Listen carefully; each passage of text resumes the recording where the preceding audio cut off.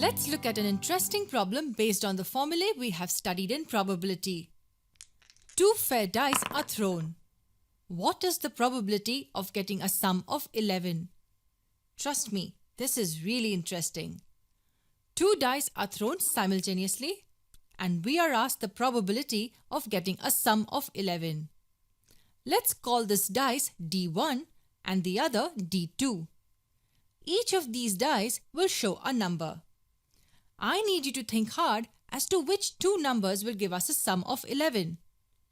Well, we can get a 5 on D1 and 6 on D2.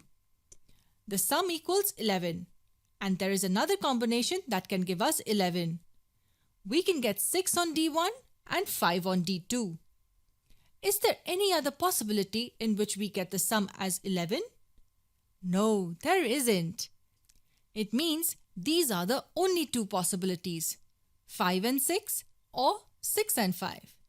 So probability of getting a sum of 11 can be written as probability of getting a 5 on D1 and 6 on D2, or getting a 6 on D1 and 5 on D2. Do not get confused seeing this long expression. These are the two things we are talking about. This is the first event where we get a 5 on D1 and 6 on D2, and this is the second one in which we get a 6 on D1 and a 5 on D2. We use OR since it can be either this or this. It doesn't matter as we get the sum as 11 in each case. Let this be event A and let this be event B. So what we essentially need to find is probability of A or B. Using the formula, we write it as P of A plus P of B minus P of A intersection B. Let me ask you an interesting question. Do you think these two events can happen together? That's impossible, because if we get a 5 on D1 and 6 on D2, you cannot get a 6 on D1 and a 5 on D2.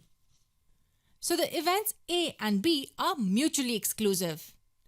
Probability of A intersection B will be 0 as there is no chance that both can occur together. Let's zoom out a bit. Since this is 0, the formula becomes P of A plus P of B. Now we just need to find these two probabilities. What is P of A? It's this, 5 on D1 and 6 on D2.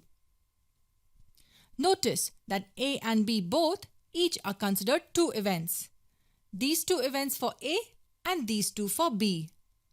Looking at events of A, we can say that these two events are independent as the outcome of one does not affect the other. And probability of each is 1 by 6.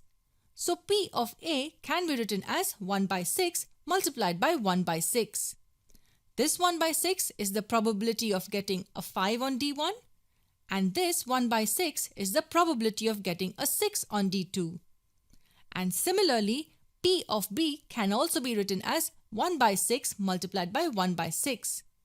That will give us 1 by 36 plus 1 by 36, which is 2 by 36.